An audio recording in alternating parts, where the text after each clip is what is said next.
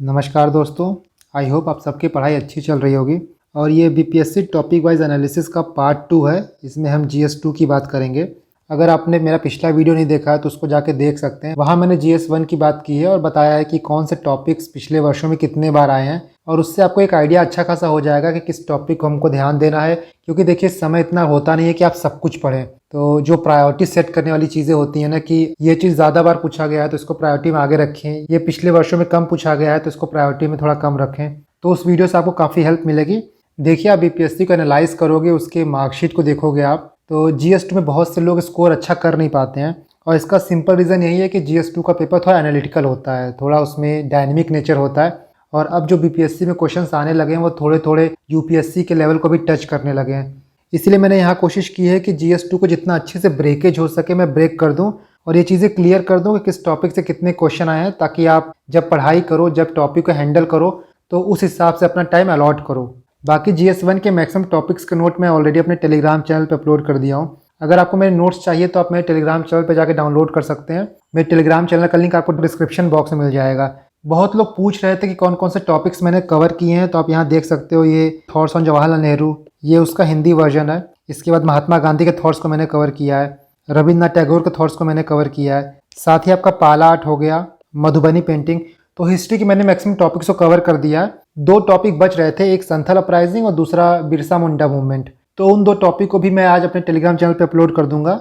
जैसा आप ये देख सकते हो, ये आपका संथल अपराइजिंग का नोट्स है। इसमें सारी चीज़ें कवर हैं। बस आप एक काम करिएगा, मैंने यहाँ पे लिख भी दिया है कि जो रिवॉल्ट हैं, कौन कौन से एरिया अफेक्टेड थे, उन एरिया का एक मैप बना लीजिएगा। मैंने यहाँ कोई मैप प्रोवाइड नहीं किया है, तो आप यहाँ पे एक मैप बना लीजिएगा, आपका ओवरऑल संथल अपराइजिंग हो जाएगा। उसी तरह आपका ये बिरसा मूवमेंट है, यहाँ पे कॉजेज, इम्पैक्ट, इंपॉर्टेंस सब चीज़ें दी गई हैं। इन सारे नोट्स को आप मेरे टेलीग्राम चैनल से जाकर डाउनलोड कर सकते हैं। और आई होप ये नोट्स आपके लिए मददगार साबित हो रहे होंगे। तो आप मुझे कमेंट करिएगा कि आपके लिए बेनिफिशियल है कि नहीं है। और आपके लिए बेनिफिशियल है तो इस वीडियो को लाइक कर सकते हैं, जिससे मुझे आपका एक फीडबैक मिल जाएगा और मुझे पता चल जाएगा कि जो चीज़ मैं प्रोवाइड कर रहा हूँ आपको, वो आपके लिए बेनिफिशियल साबित हो रही है। चलिए हम पेपर 2 को देखते हैं। देखिए, पेपर 2 में 3 सेक्शंस आते हैं। पहला आपका इंडियन पॉलिटी हो गया, दूसरा ज्योग्राफी और इकोनॉमी हो गया, और तीसरा साइंस एंड टेक हो गया।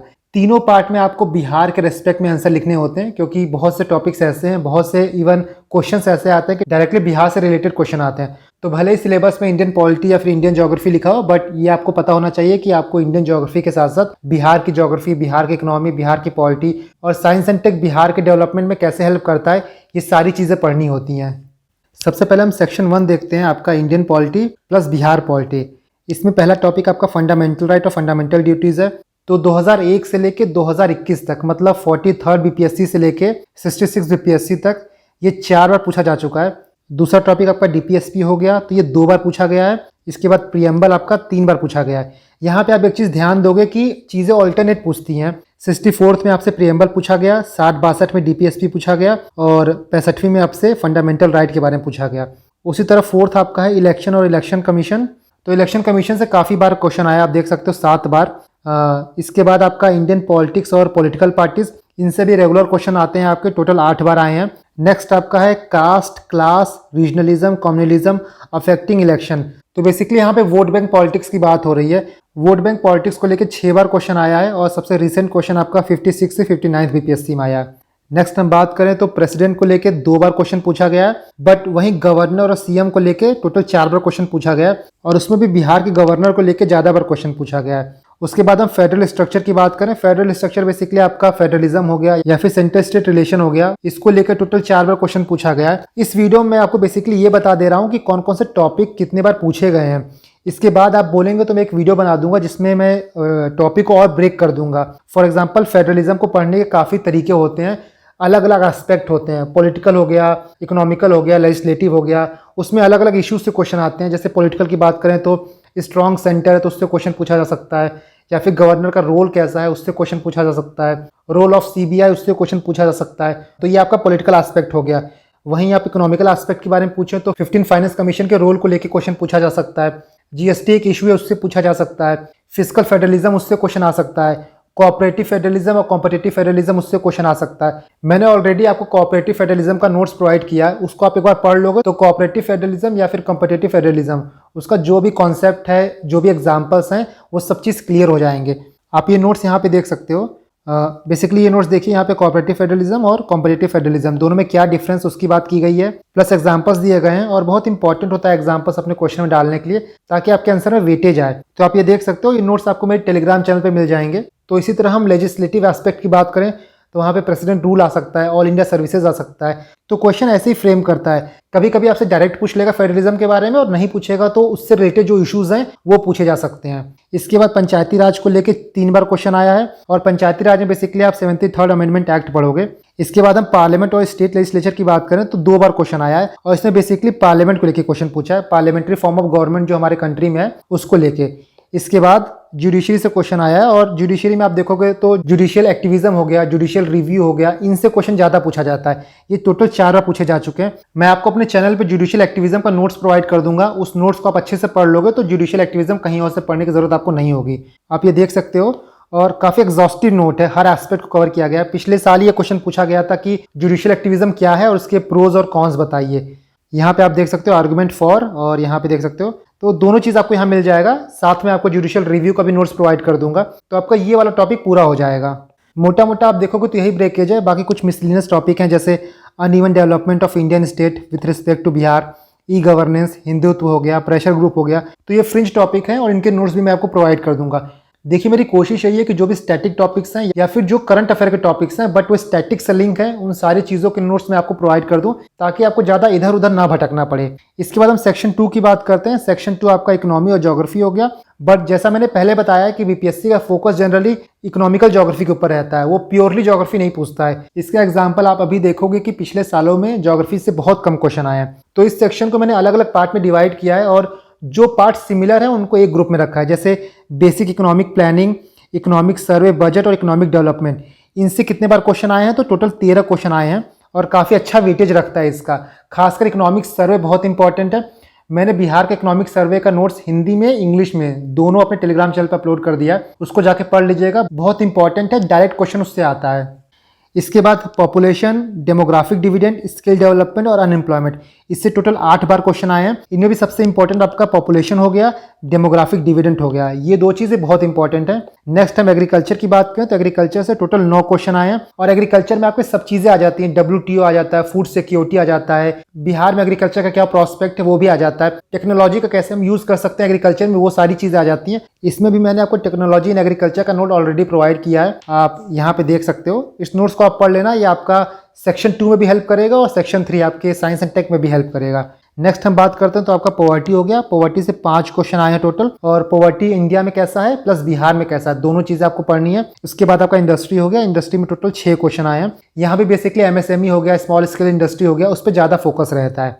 इसके बाद ज्योग्राफी को देखिए यहाँ पे, तो ज्योग्राफी में टोटल 2 क्वेश्चन आए हैं और सबसे लेटेस्ट क्वेश्चन आपका 43rd बीपीएससी में आया था।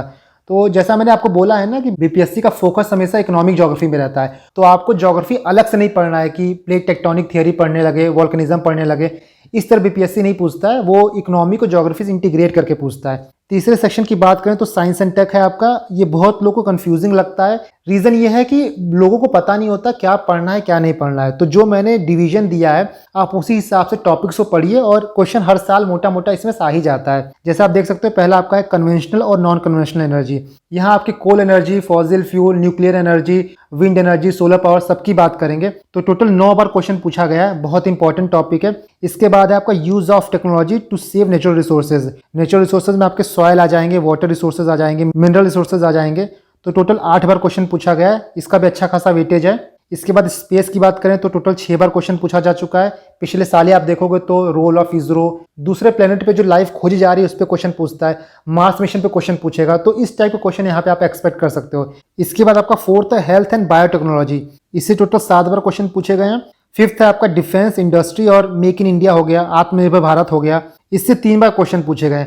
और यहाँ पे आप देखोगे तो आत्मनिर्भर भारत बहुत इंपॉर्टेंट टॉपिक है, इसको आप अच्छे से पढ़ लीजिएगा, फ्यूचर में क्वेश्चन पूछा जा सकता है। उसके बाद हम बात करते हैं डिजास्टर मैनेजमेंट। यहाँ पे आप क्वेश्चन एक्सपेक्ट कर सकते हो, जैसे बिहार में फ्लड आता है तो वहाँ पे साइंस एंड टेक कैसे हेल्प कर सकता है, ड्रॉट आता है तो वहाँ पे साइंस एंड टेक कैसे हेल्प कर सकता है। तो ऐसे क्वेश्चन जैसे बिहार में फ्लड हुआ, ड्रॉट हुआ, इसको आप सेक्शन 2 मतलब ज्योग्राफी और इकोनॉमी वाले सेक्शन में भी एक्सपेक्ट कर सकते हो, plus section 3 science and tech में भी एक्सपेक्ट कर सकते हो। पिछले साल साइंस एंड टेक में पूछा गया था। मैं इसके भी नोट्स आपको प्रोवाइड कर दूंगा। जैसा आप ये देख सकते हो, ये आपका नोट्स है drought in Bihar and their possible solutions, और उसी तरह ये आपका flood in Bihar and their possible solution. इन नोट्स में देखिए एरिया का नाम तो दे दिया गया है, बट मैप नहीं बनाया गया है, तो आप मैप बना लीजिएगा क्योंकि इंपॉर्टेंट होता है ऐसे क्वेश्चंस में मैप बनाना। इसके अलावा भी काफी GS2 के नोट्स हैं, जैसे आप ये देखिए problem of population in Bihar हो गया आपका, इकोनॉमिक डेवलपमेंट को लेकर क्यों प्रॉब्लम हो रहा है। ऐसे काफी एवरग्रीन टॉपिक है जिनके नोट्स मैं आपको अपने टेलीग्राम चैनल पर प्रोवाइड कर दूंगा, तो आपको इधर उधर से देखना नहीं पड़ेगा चीज़ों को। और लास्ट आपका वेस्ट मैनेजमेंट है, इससे टोटल 3 क्वेश्चन पूछे गए हैं। शायद यहाँ मिस हो गया, मैं जब PDF अपलोड करूंगा तो यहाँ पे लिख दूंगा कि किस ईयर में क्या पूछा गया था। तो आप यहाँ पे देख सकते हो मैंने GS2 को अच्छे से ब्रेक कर दिया है। GS1 के काफी टॉपिक के नोट मैं आपको ऑलरेडी प्रोवाइड किया हूँ, और उसी तरह मैं GS2 के भी काफी टॉपिक के नोट्स आपको प्रोवाइड कर दूंगा अपने टेलीग्राम चैनल पे। और देखिए GS2 ना mainly current affair plus static based paper है। फॉर एग्जांपल साइंस अटैक में आपसे पूछ सकता है कि इंडिया में न्यूक्लियर एनर्जी का क्या प्रोस्पेक्ट है, तो उसमें आप कुछ करंट अफेयर की बातें लिख सकते हो और कुछ स्टैटिक बातें लिख सकते हो, प्लस इंडिया का मैप बना सकते हो, कहाँ पे न्यूक्लियर एनर्जी पाई जाती है, कहाँ पे प्लांट है। तो ये सारी चीजें स्टैटिक पोर्शन में आती हैं। बाकी जो day to day current affair में चीजें चल रही हैं उनको आप ऐड कर सकते हो। उसी तरह मान लीजिए आपसे इलेक्ट्रिक व्हीकल के बारे में पूछ लिया, तो वहाँ पे आप गवर्नमेंट के स्कीम के बारे में लिखिए, गवर्नमेंट कितनी सब्सिडी दे रही है उसके बारे में लिखिए। वहां पे आप ये बता सकते हो कैसे ग्लोबल वार्मिंग को इलेक्ट्रिक व्हीकल कम करेगा। तो कुछ चीजें आपको स्टैटिक लिखनी होती हैं, कुछ चीजें आपको करंट अफेयर बेस्ड लिखनी होती हैं, और ये दोनों चीज मिलकर आपको एक होलिस्टिक आंसर बनाता है। तो जो नोट्स मैं आपको प्रोवाइड कर रहा हूँ उसमें आपको स्टैटिक चीजें सब कुछ मिल जाएंगी, प्लस आप 6-7 महीने का करंट अफेयर पढ़ लोगे तो आप आराम से अपने आंसर्स को एनरिच कर पाओगे। तो आई होप आपको इस वीडियो से कुछ फायदा मिला होगा और आपको थोड़ा आइडिया हो गया होगा कि किस टॉपिक को हमको कितने बार पढ़ना है, किस टॉपिक पे ज़्यादा फोकस करना है, किस पे कम फोकस करना है। इसके बाद जो नेक्स्ट वीडियो आएगी हम उसमें बात करेंगे बेसिकली पेपर वाइज कि GS1 में कौन कौन से ऐसे टॉपिक हैं जो आपको करके ही जाने हैं, उसके बाद जो GS2 में कौन कौन से टॉपिक हैं आपको करके ही जाने हैं। तो आपके पास कुछ सेट ऑफ टॉपिक्स हो जाएंगे जिनको आप 80-85 दिनों में अच्छे से पढ़ लीजिएगा। धन्यवाद।